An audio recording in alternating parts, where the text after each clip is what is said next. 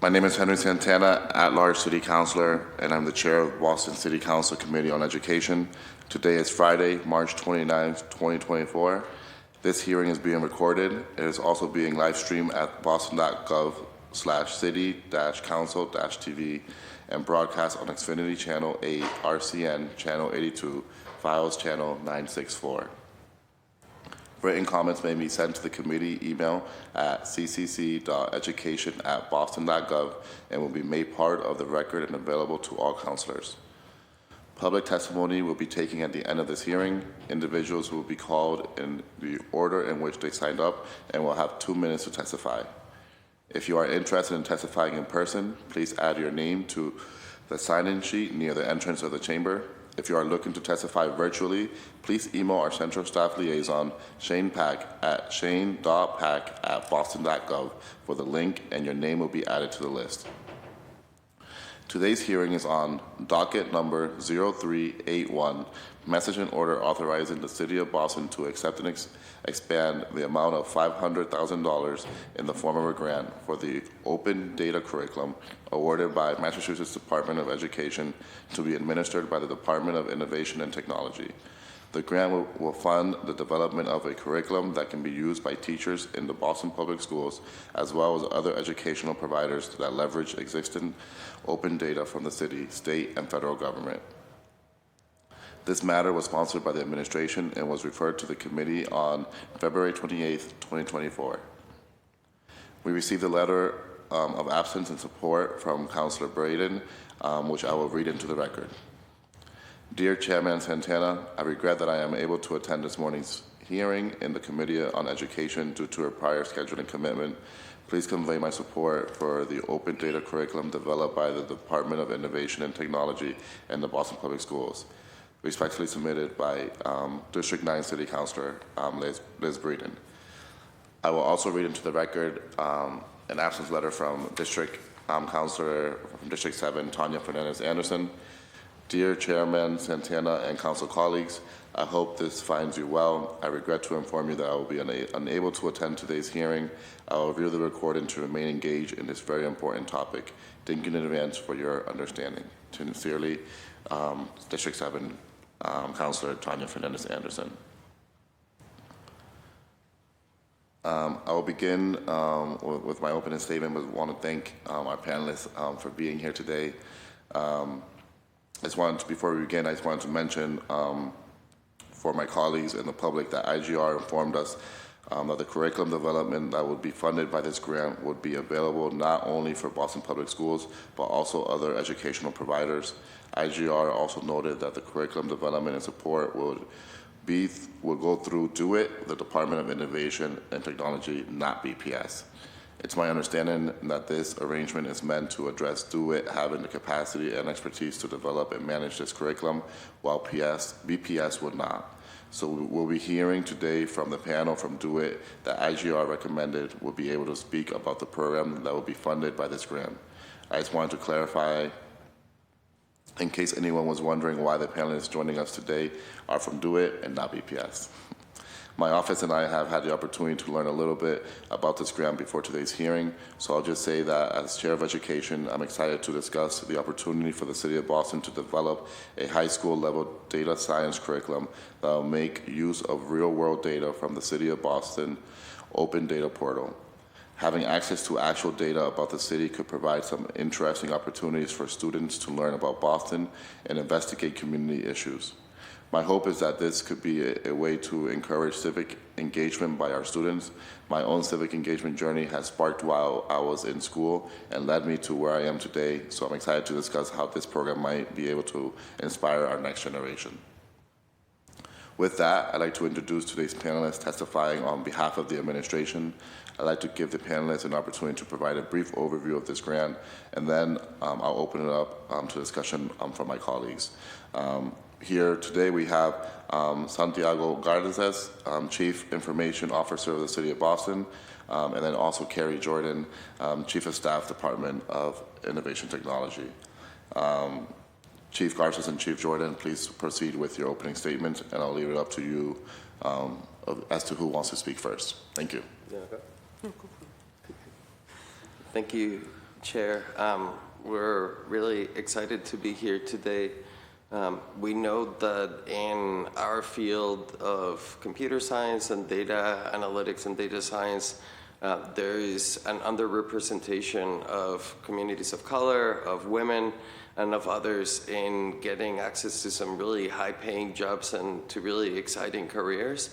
And at the same time, we know that our students, when they're learning about the fundamental skills that would allow them to get access to those careers, a lot of times they're having to learn statistics and data visualization and things with information that's not very relevant to them. So our hope was to leverage the vast resource that we have in terms of the open data that we collect as part of our operations. We collect information about what we do for constituent services through 311. We collect information about the value of our properties through the assessing department. We collect so much information that is relevant to the lives of these students that we think that if we were able to build curriculum in partnership with BPS and with teachers, that we would be able to give access to these students to learn those really valuable skills, but with information that is relevant to them. So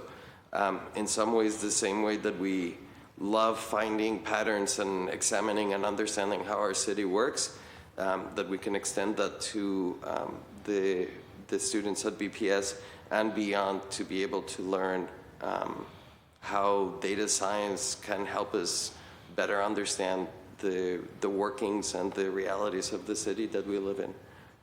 I don't know if Kara wants to. Yeah, I'd just say that Carrie Jordan, Chief of Staff, Department of Innovation and Technology.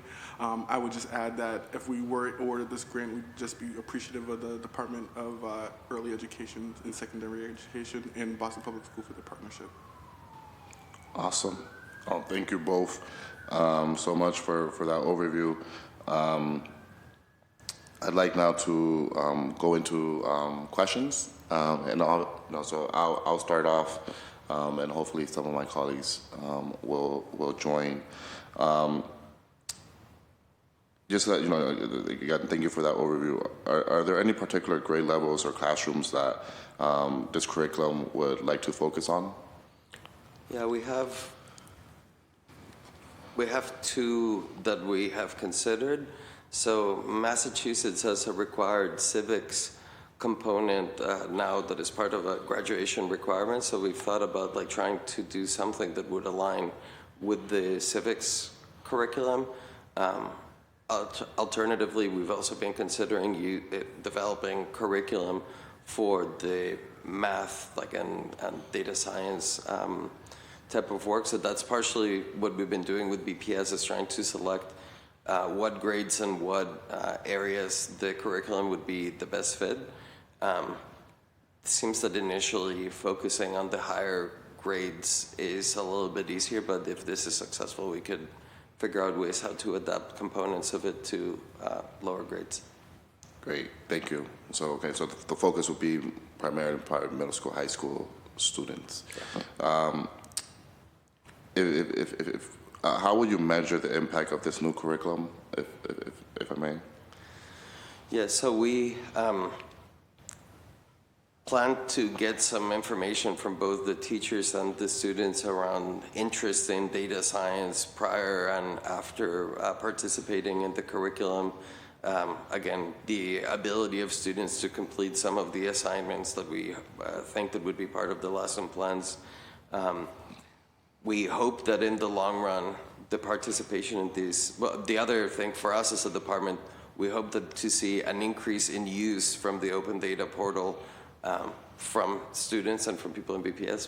We invest a lot of money in trying to make sure that the open data portal works. So making sure, Analyze Boston is the name of our data portal. So hopefully it will take some time to get to this, but ideally we would see more BPS students going into data science careers, especially now that we're about to see this big transformation in terms of artificial intelligence and really exciting careers, that we're setting up a lot of BPS students to go become billionaires and set up shop in Boston. So It's an aspirational goal. I love that. I love that. Hopefully that we can make that happen for our BPS students. And it's my understanding, and obviously from my opening statement, this curriculum is not just for BPS students. What specific schools are eligible, and kind of how are these schools chosen to be part of this curriculum? So we intend on making the curriculum available through the open data portal. So any teacher anywhere in the world could use the data that's in the data portal and the curriculum. And our intent is to put it out in a way that is open source. So if someone wanted to make modifications to the curriculum to adapt it to their city or their town or their country, they could. We, based on the funding that we have, part of how we're going to use the funding is to get access to and compensation to BPS teachers that can help us design the curriculum. So, but once it's designed, our intent is to share it broadly. Thank you, Chief. You just mentioned since the curriculum will be an open source, and you just mentioned kind of your partnerships with BPS. Are you consulting with any other schools other than BPS on the curriculum design, or will there be some way for other schools to give feedback back to this curriculum?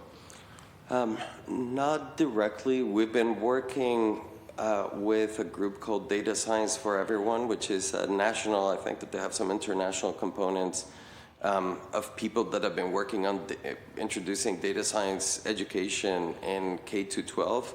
So through them, we have access to kind of expertise and experience of school districts and teachers and educators that have been doing this throughout the U.S., and including people in Khan Academy and other places that have implemented this type of instruction. So our hope is once we develop the curriculum with the feedback of BPS, but informed with this kind of group of experts, that will make it available. And again, our hope is that by the end of this, the curriculum is the beginning of a conversation, and if people want to enhance it, take it, repurpose it, change it, that they are able to do so. Absolutely, absolutely. I was particularly excited earlier. You mentioned, how we really want our students, and obviously our BPS students here in the city of Boston, to go into data science and computer science careers, right? And I don't know if this isn't a question for you, but do we currently track career trajectories for our students here in the BPS? And if so, can you speak a little bit to that? What I am familiar with is I know at the state level there's a lot of great work that DESE has done to start tracking long-term outcomes of students in Massachusetts, so they'll have information. I'm not familiar with what BPS is able to do beyond, but the state, they have a lot of data about post-secondary, post-graduation outcomes, income, unemployment claims, all sorts of stuff, and I know that they publish some of this stuff. But I don't know what BPS is doing in terms of tracking that. No, absolutely. Thank you. Are there any, obviously in the opening statement I mentioned how, your role, as a do-it department in this, and why BPS is not here. Are there any other parts of our school curriculum that do-it has a role in currently, or would this be a new kind of role for do-it? And if there's any other roles that you've played in curriculum, can you speak to those as well? Yeah, well, no, we are partners to BPS in different ways. As in, our department has the honor of providing internet connectivity to all schools. We work closely as we support the purchasing systems, the systems that run payroll for BPS. But I think that this is the first time that we're doing work in the curricular side. One thing that we have started to discuss is the potential of having do-it also be a place where we're gonna need to have teachers be able to access professional education, professional development, so being able to embed themselves in teams that are doing data science and data analytics. So we've also talked about potentially our amazing analytics team being hosts to teachers during the summertime or whatnot when they're have time to develop and learn how these tools and skills are used. So this is a first, and again, I'd be remiss to say that this is in the spirit of Mayor Wu calling us to embrace the possibilities and taking City Hall out of City Hall. We figured how could do it be more helpful, and again, it's just knowing that data science is something that we do and data analytics is something that we do every day for the city. Why not figure out how to try to get a better value for the students that are part of our city?